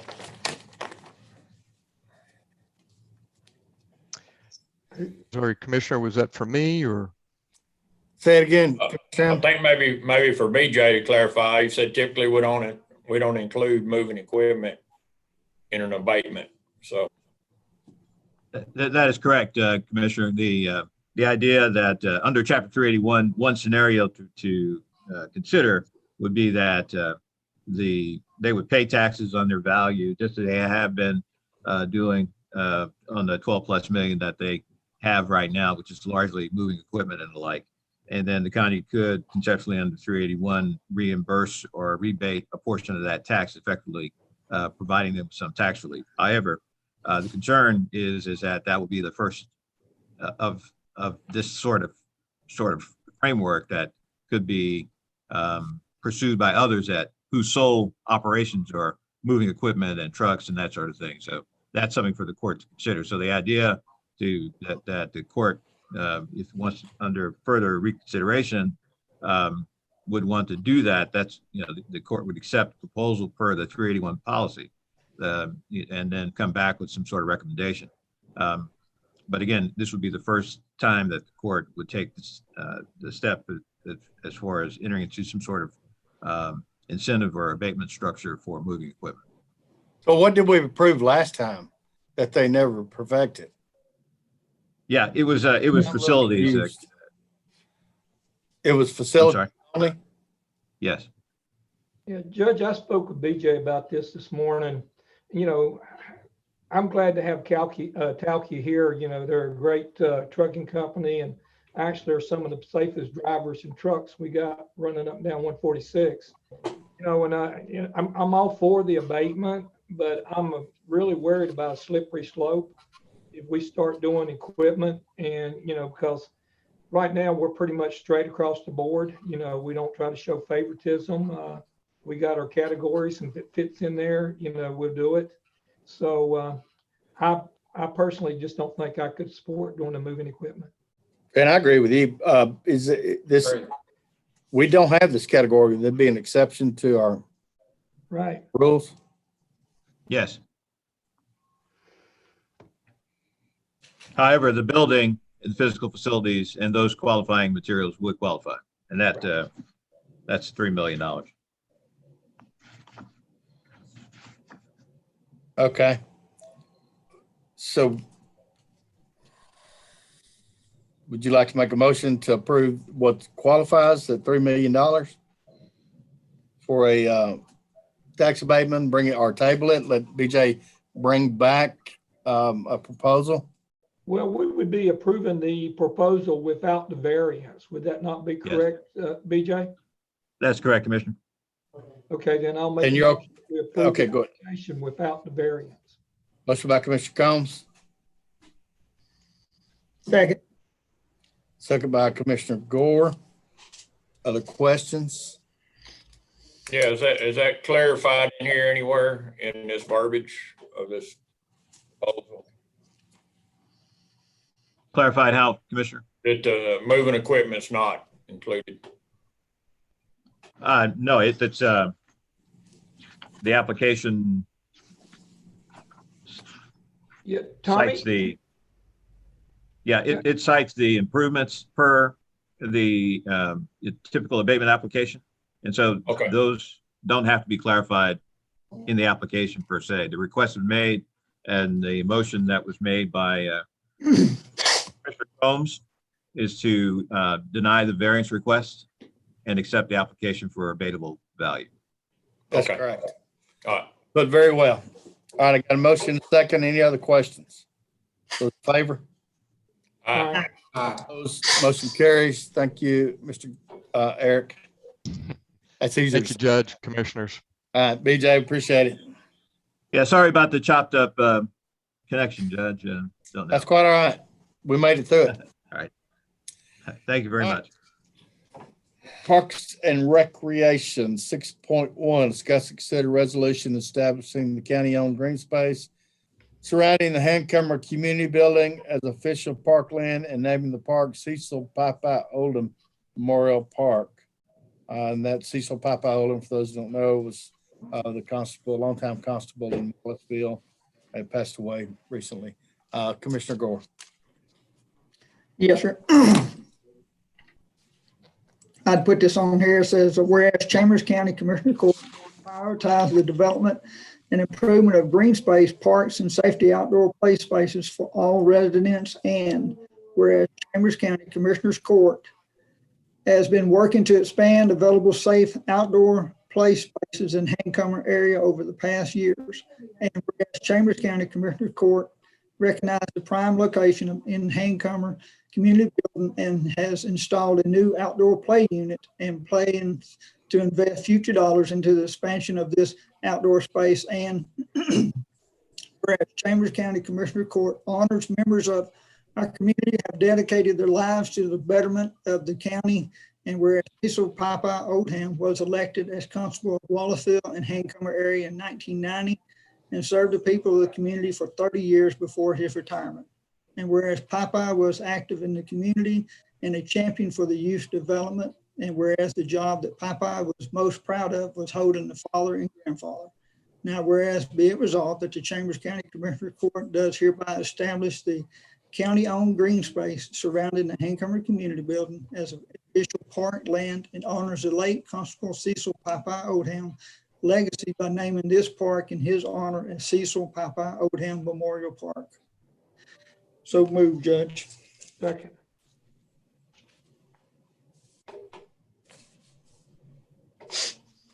Muted, Judge. Motion by Commissioner Gore. Did somebody second? Sorry. Second. Second by Commissioner Hammond. Any questions? Well deserved. Constable Oldham, those in favor?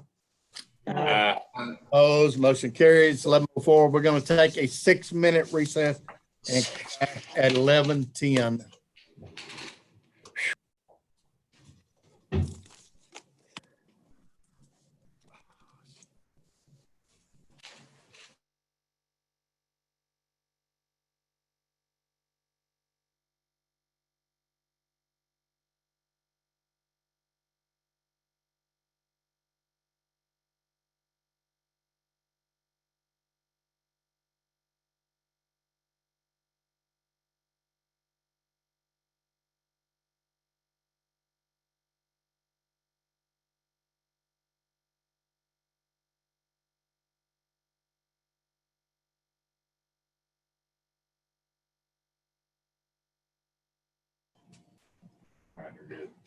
Chambers County Court come to order after recess. It's 11:13 a.m.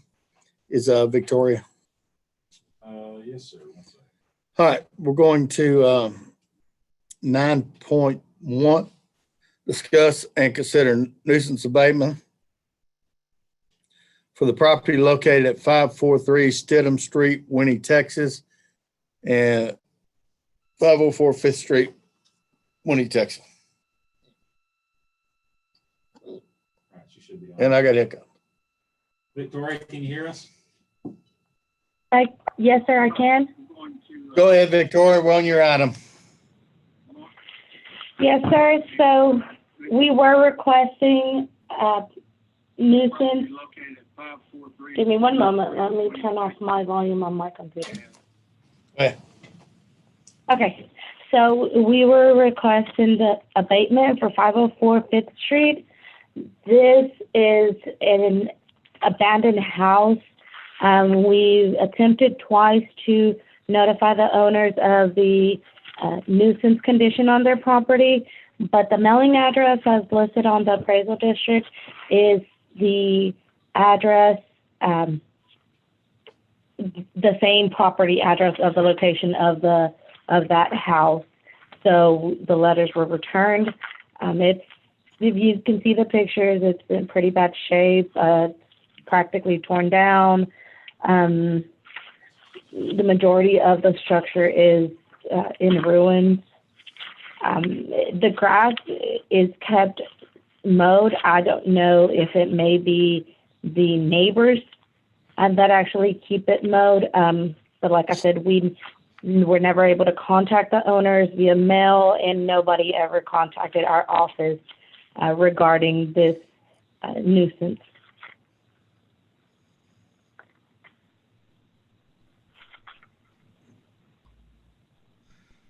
So we've done everything legally.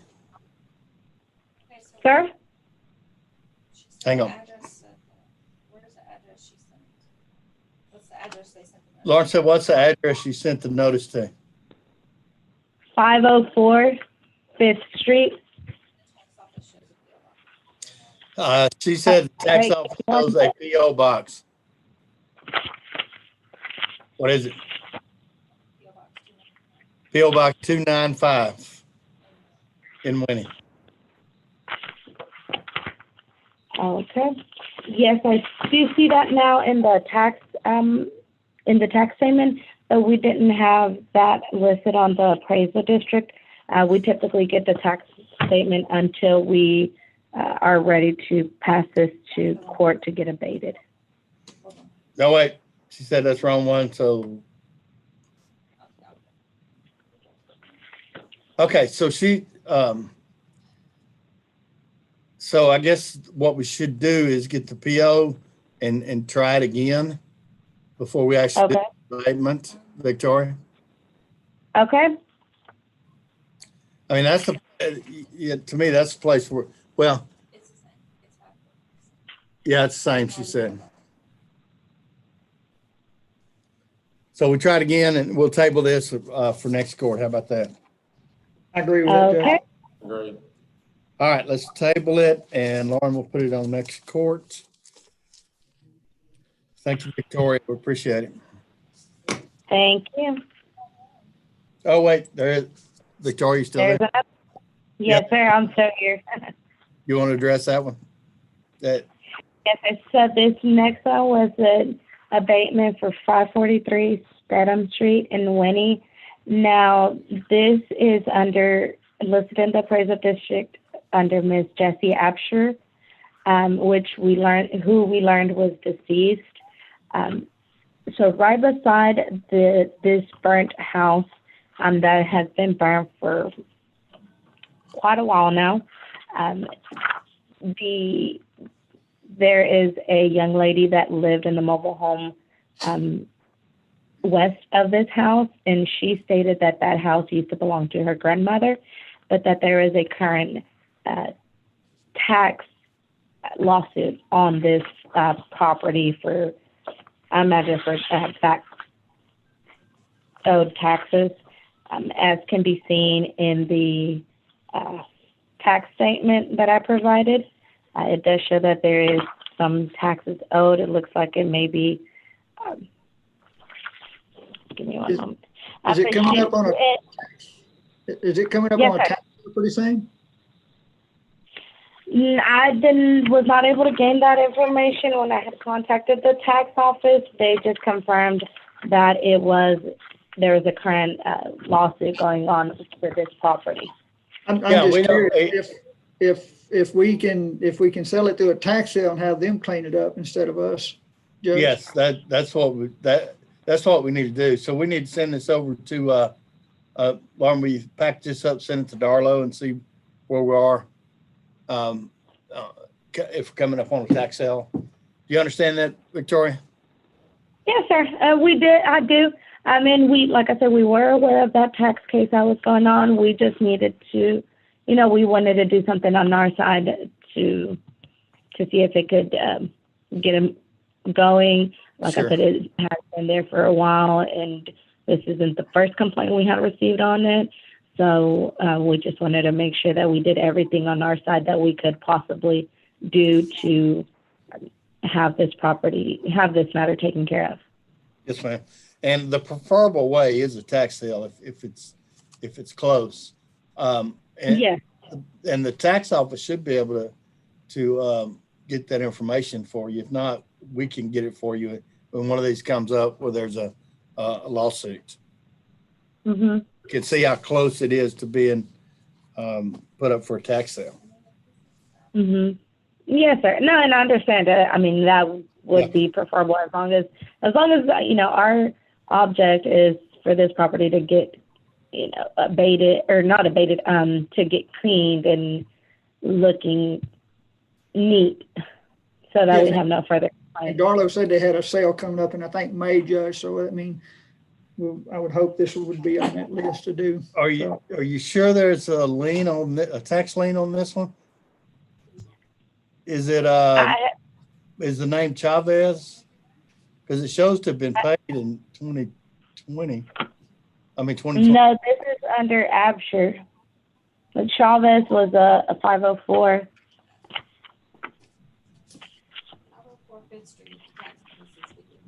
Okay, all right. So next time we put these on the agenda, let's separate them out to two separate items. So because we're a little confused, Lauren said it's her fault. So it was their fault. It was. Let's just do it. All right. So there is a tax lien on, what's the name on 504? Who's on first? On 504 or 543? 504. What's the name? Chavez, Victor, and Joanna Chavez. All right. And on the other one is Absher? Jessie Absher, but it's in care of Anna Donahue. Okay. Okay, so it says Chavez, Lauren pulled it up on tax statement. There's nothing, no taxes due. So.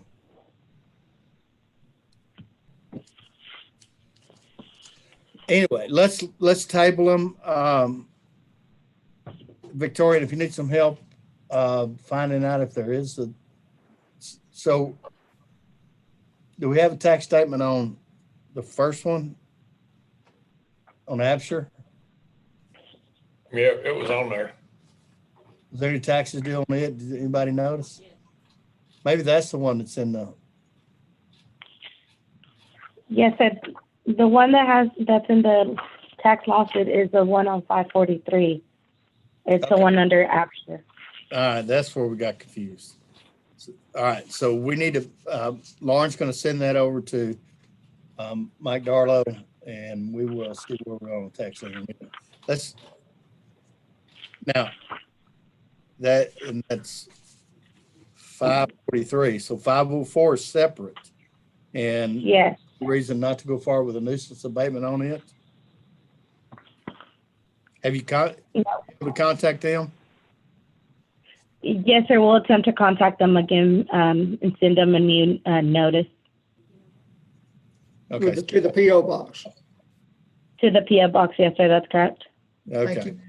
Sorry, I got a little confused there. All right, we will separate them next time so it won't be quite so confusing. And but let's just table them both for right now and bring them back. Okay. All right, Victoria, thank you very much. Thank you, Judge. You guys have a good day. You too. All right, 11.1, discuss, consider Mount Belview's MB Link proposal for $5,400, have a gigabit, byte or bit? Yeah. Gigabit internet service at McLeod Community Building, Mount Belview, Texas. As you're aware, this is our location for COVID vaccinations, and this will be paid out of the COVID relief fund or FEMA. Quentin and Derek are Anything? in there. Oh, they're in there? Okay. Quentin, Derek? I'm here, Judge. Can you hear me? I'm on audio. Yes, sir. Go ahead, Q. Yeah.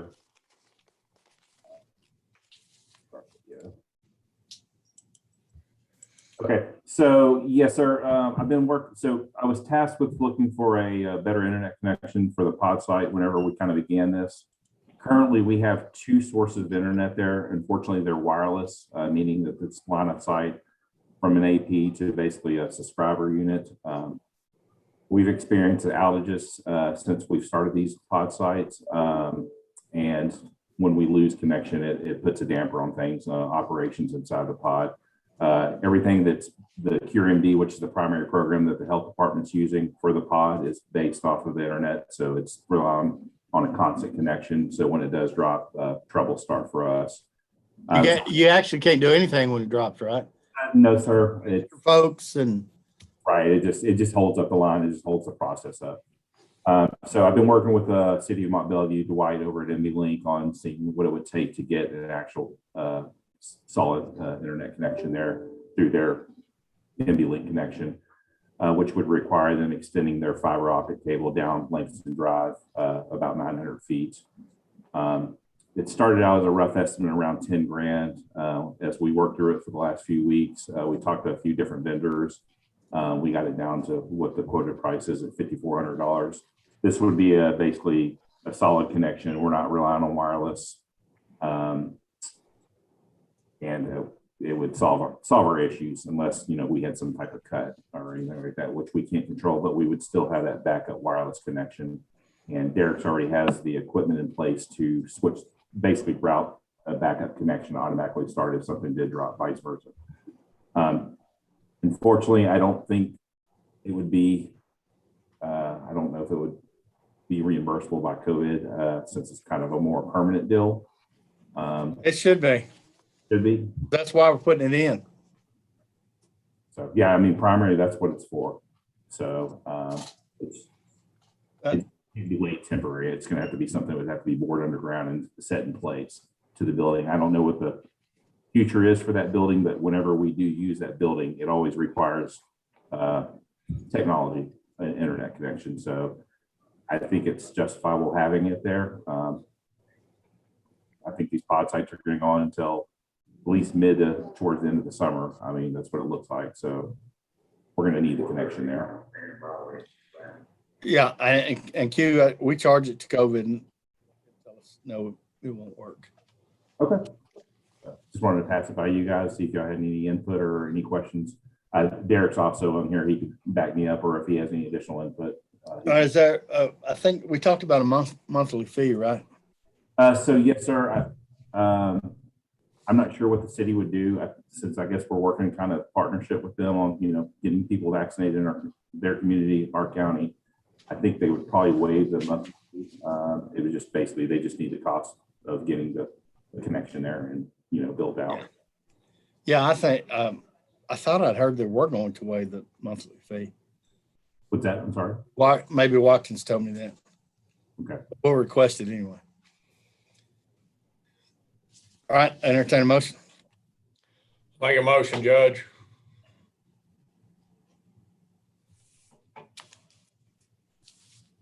I'll second. Judge. Motion by Commissioner Hammond, second by Commissioner Tice. Questions? Hear none, those in favor? Aye. Opposed? Motion carries. Thank you, Q. Anything, Derek? Judge, can you hear me? Yes, sir. Yeah, the only thing I was just going to kind of echo what Quentin said, but also he's right in regards to the building. I mean, when COVID ends, there may be something else from COVID we need to use the building for, not vaccinations, and it'll be good to have a reliable connection there, just the same as any of our other buildings.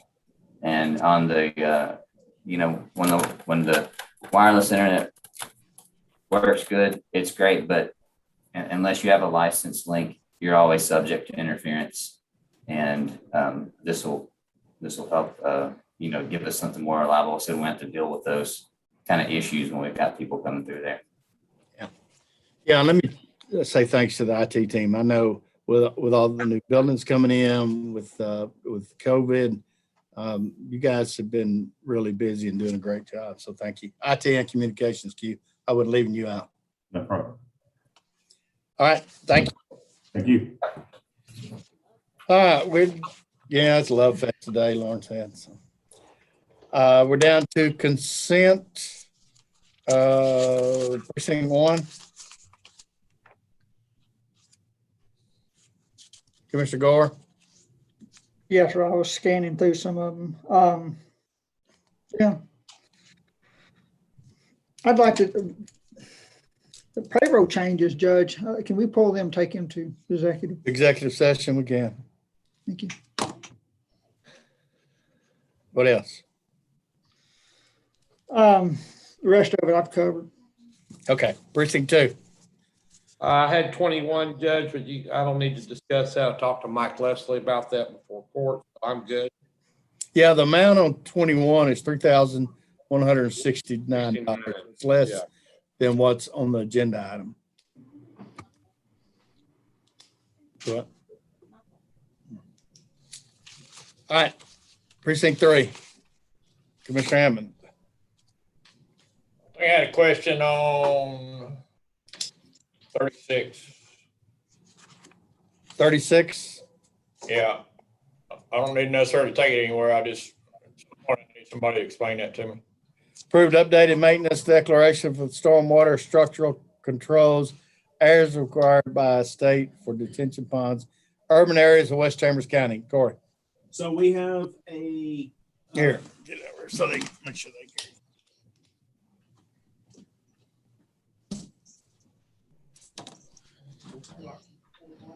Darla sent this to me. She kind of manages this in conjunction. We kind of pair up on this, but with environmental. So she's over the water quality, essentially.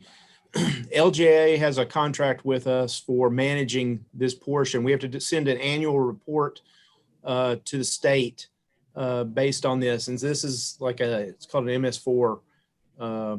And so in urban areas around the state of Texas, we get this is kind of like that unfunded mandate that y'all, we've been talking about. But basically, the state has certain requirements, and they ask us to.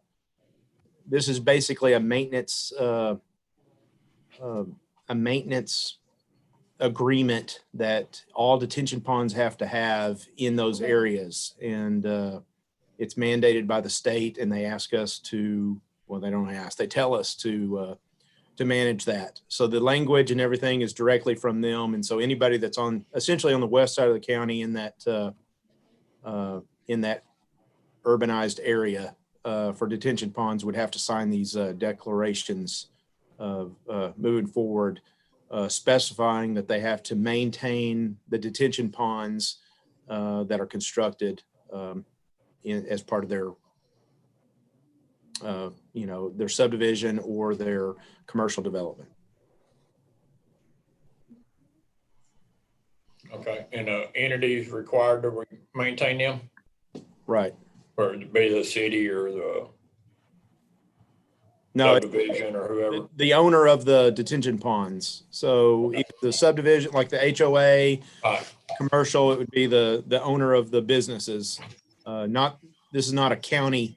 I mean, the mandate for the county is to manage the program. We pay for consultants, all that stuff for overseeing it or assisting with that. But the actual maintenance, which they should be doing anyway, but it's just got state oversight to it. Okay. All right. All right. Any other questions, Corey? No. Anything else, Commissioner? No, sir. Not from me. Precinct 4, Commissioner Combs. Yeah, a couple of questions. Item number 1915, the accepting notice of amended no-cost extension to COVID grant. Why is that called no cost? My assumption is no cost to the county. Aaron, do you know?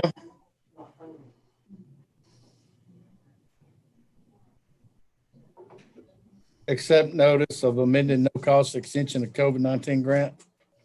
Yeah. What number is that, Billy? Funded through 1915. Yeah, Aaron said it's all funded through FEMA, is understood. Yeah, I see the dollar amount is $248,907, but I was just curious about the no cost. Does that mean that we're supposed to get 100% reimbursement on the?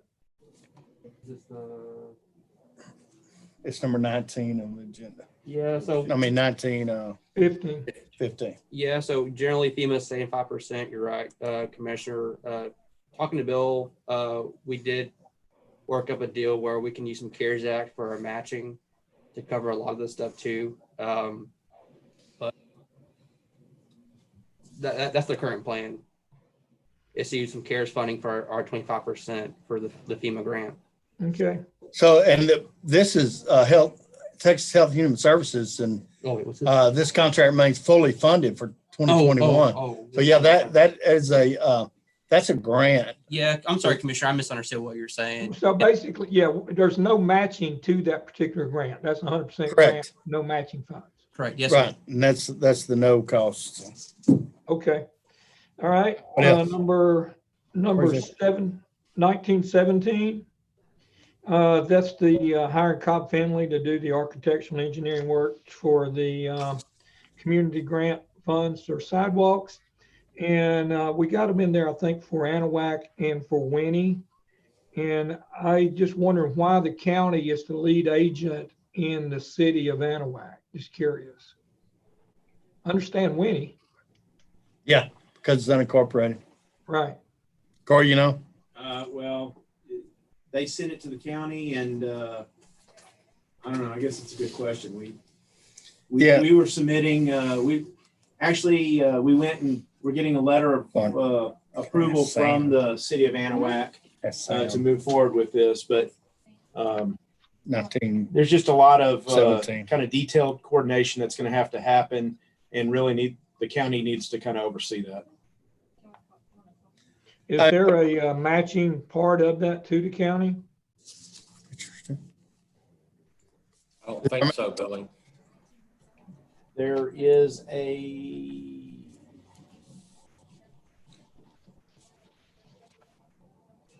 I don't remember how that's written. Yeah, we'll see if we can get hold of Sam.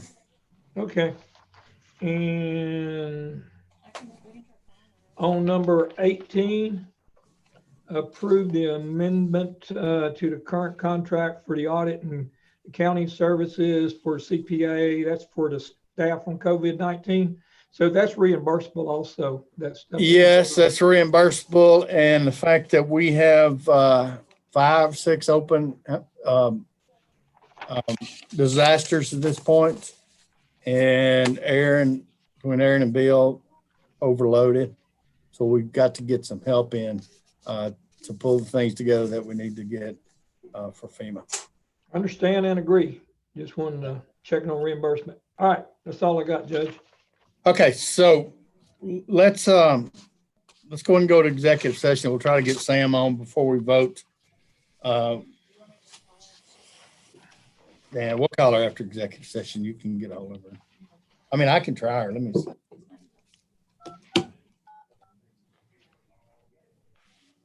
And I have the answer on the pay on the sidewalks. Oh, you? All right, Sam. Corey said he's got the answer on the item that we're talking about. It was number 17 on the agenda. Go ahead, Corey. So there is a match, but it's handled through TBC credits that will be issued for these projects. And the only ones, and initially we were looking at extending one of the projects. We kind of wanted to do, 3 projects, kind of spread it across the county, but like along 3180, extending the stuff that Mont Bellevue didn't justify for that. South of I-10. South of I-10, right. So these are the only projects that would be able to gain those credits. So there'll be no cost to the county. Okay. And this is the same program that Mont Bellevue got their sidewalks put in under, wasn't it? It is, and Mont Bellevue actually helped us with the forms and getting it filled out. Okay.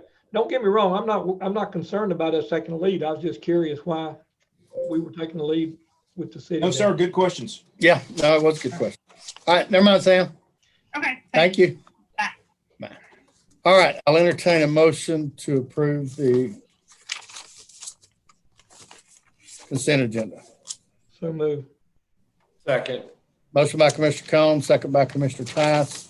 And one note on it is on number 21, we're approving $3,169. Hey, Judge, Motion and second. Yes. that's except the one we're taking to executive, right? Yes. Okay. Yeah. Okay. So we're going to take payroll change to executive session. Number 21, the amount is 3169. We're pulling number 30. And we've already voted on number 41. So that's all the rest of them. No other questions? Those in favor? Opposed, the motion carries. It's 11:39 a.m. We will recess to executive session under personnel, section 551074 of the government code at 11:39 a.m.